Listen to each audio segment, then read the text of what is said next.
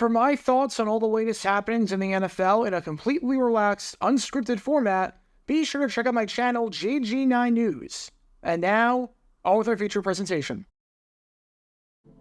In the 1990s, the Dallas Cowboys had one of the greatest dynasties that the sport had ever seen. After bringing Jimmy Johnson on as the head coach in 1989, he rebuilt the entire organization, wheeling and dealing his way to a completely different roster, completely changing how teams across the league viewed the NFL draft, and assembled one of the most talented rosters that the league had ever seen. The Cowboys won 3 out of 4 Super Bowls, becoming the first team in NFL history to ever win 3 Super Bowls in a 4-year stretch, and becoming the first team to win 3 titles in 4 years since the Green Bay Packers did it back in the 1960s. And who knows how many more they could have won had it not been for Jerry Jones' ego and Jimmy Johnson not being there after the team won Super Bowl 28. And like most dynasties that the sport has seen, and like most champions that the sport has seen, it starts with the man that you've been watching this whole time, none other than quarterback Troy Aikman. Aikman is rightfully a member of the Pro Football Hall of Fame, and most people can agree that without Aikman, there is no dynasty. Without the play of the 6-time Pro Bowl quarterback, the Cowboys do not have the success that they do throughout the 90s. And the Cowboys acquired Aikman by being absolutely terrible in 1988, going 3-13 and finishing with the worst record in football, meaning that they were so bad that they were able to acquire the #1 pick in the NFL draft. Which is the whole point of today's video. Football is a funny game. One bounce or one break here, and one bounce or break there, and your entire season looks completely different. One play can literally change everything, and can lead to an insane butterfly effect that no one saw coming. And folks, we've got a crazy butterfly effect for you today. Because what if I said that the entire reason that the Dallas Cowboys dynasty started was because they called the wrong play? What if I said that the reason the Cowboys were able to build what they did was because during one game in 1988, in crunch time, their quarterback accidentally called the wrong play and had no idea what he was doing? If it wasn't for that, the Cowboys don't finish with the worst record in football, meaning no Troy Aikman, meaning no quarterback, meaning who knows what as they enter the 1990s. Because during week 1 of the 1988 season, in a game against the Pittsburgh Steelers, little did anyone know that a play known as Fireman 36 would completely change NFL history forever. And this is the story behind how one blown play call, unbeknownst to anyone at the time, ended up starting a dynasty. Before I talk about the actual play in question, and how the blown play completely changed NFL history as we know it, we need some context to understand how the game at hand was going, as well as its importance. It's September 4th, 1988. It's the opening day of a brand new NFL season, and we have an interconference matchup on our hands at Three Rivers Stadium between 2 familiar opponents in the Dallas Cowboys and the Pittsburgh Steelers. Obviously, these teams have played in much bigger games against each other before, having met in the Super Bowl a couple of times. But this would be a big win for the Cowboys to have. Back in the day, the Cowboys in week 1 was a formality, and was almost like betting on the Harlem Globetrotters. You knew they were going to win.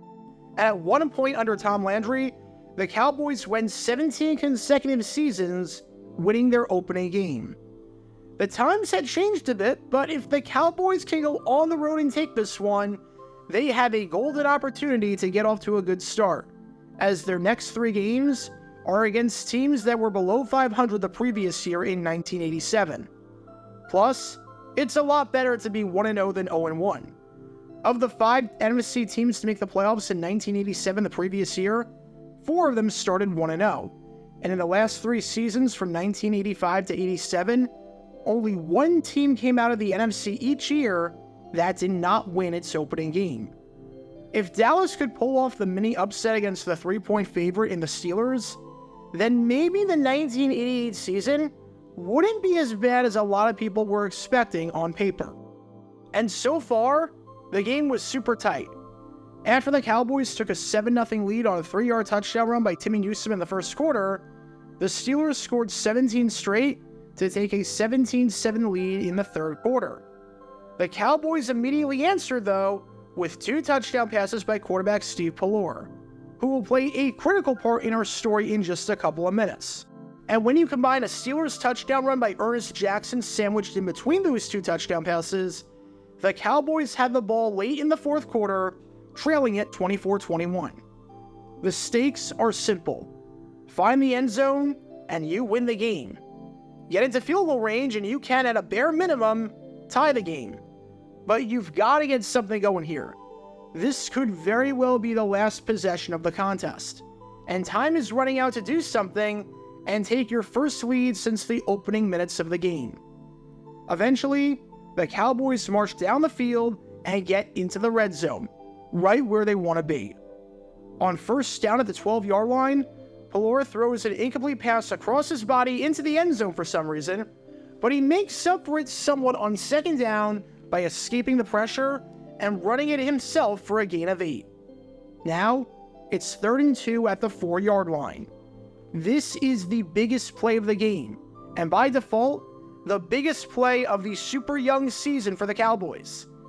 Dallas struggled with certain things at times during this game, but if there was one thing they were fine at, it was 3rd down. As entering this play, they were 10 for 13 on that money down. Still, head coach Tom Landry, recognizing the situation and the importance of this play, decides to call a timeout just to make sure that everyone is on the same page, which makes a ton of sense. This is too good of a play to have it go to waste. And now, we really get to talk about this man right here, the starting quarterback for the game, and the man who would have to be the hero here, Steve Pelluer. Pelluer was not a rookie or a spring chicken. He had been with the Cowboys since getting drafted by the team in 1984, so in theory, he should know what he's doing, and should know the playbook. Head coach Tom Landry, who you can learn more about by clicking the card in the upper right corner, called the timeout and told Pelluer the play that he was to run on 3rd down. The play was silver right, fireman 37, fullback shoot, rover curl. After Landry told Pelluer the play, Landry asked Pelluer to repeat the play, just to make sure he heard it right and that there was no confusion whatsoever. When Pelluer repeated the play, he made a critical mistake. Instead of saying fireman 37, he said fireman 36. Now you might be wondering, what the heck is the big deal between saying 37 and 36? Well, that one number changes, quite literally, the entire play.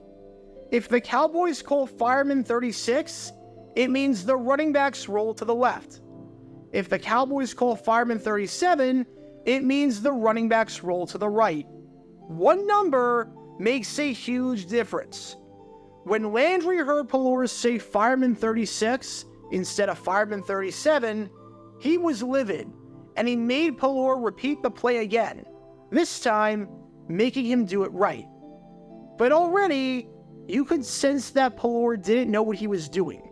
And I don't want to speculate anything about a concussion, especially because on his previous play, he didn't land hard at all, and didn't land on his head or take a big hit.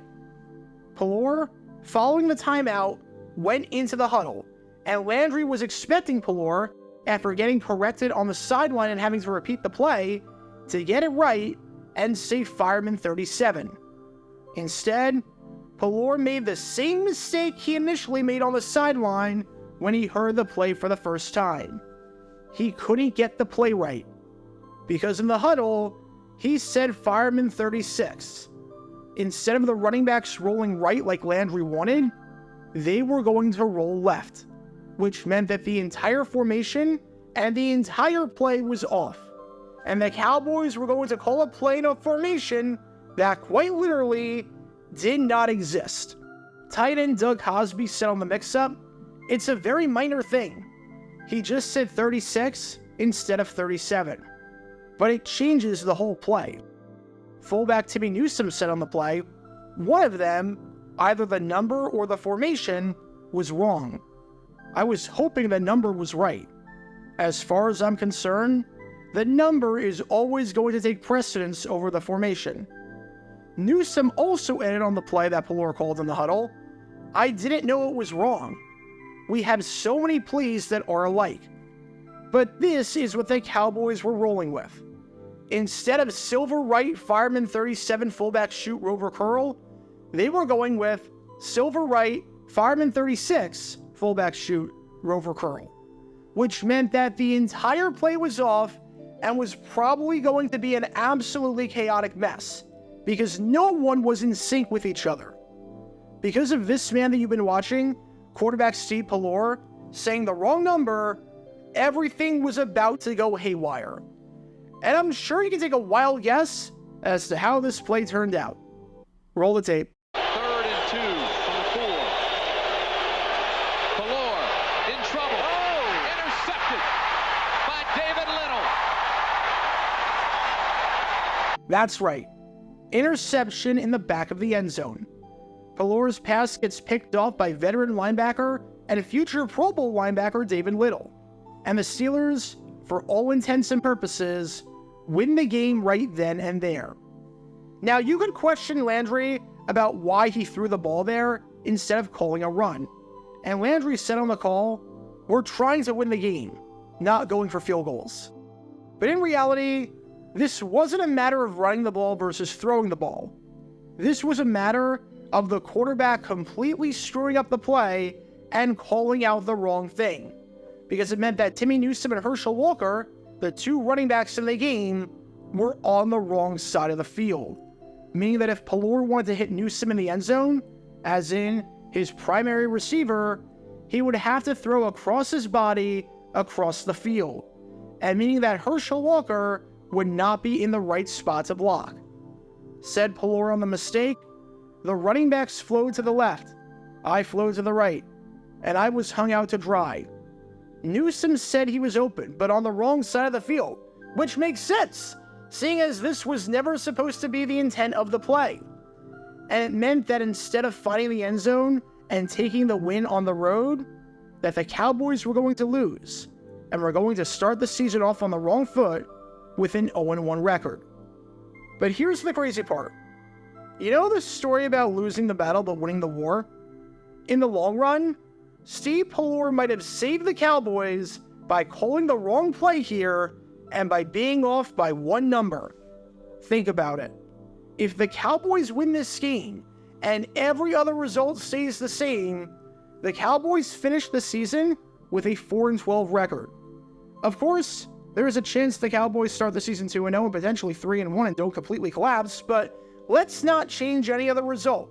And let's assume, rightfully so, that if Pelluer calls the right play here and isn't off by a number, that the Cowboys win this game and nothing else changes. At 3-13, which is what the Cowboys actually finished at, the Cowboys get the number 1 pick and they get Troy Aikman, and the rest is history.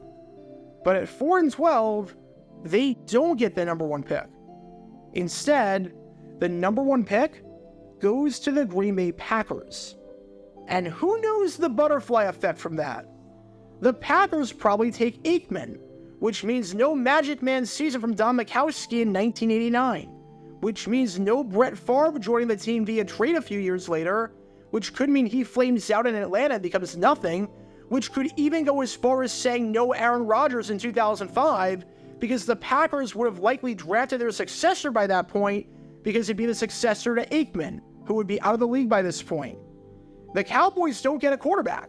Instead, knowing their massive hole at left tackle, as that position was a revolving door for them in 1988, they probably draft Tony Mandrich, completely derailing the start of the dynasty.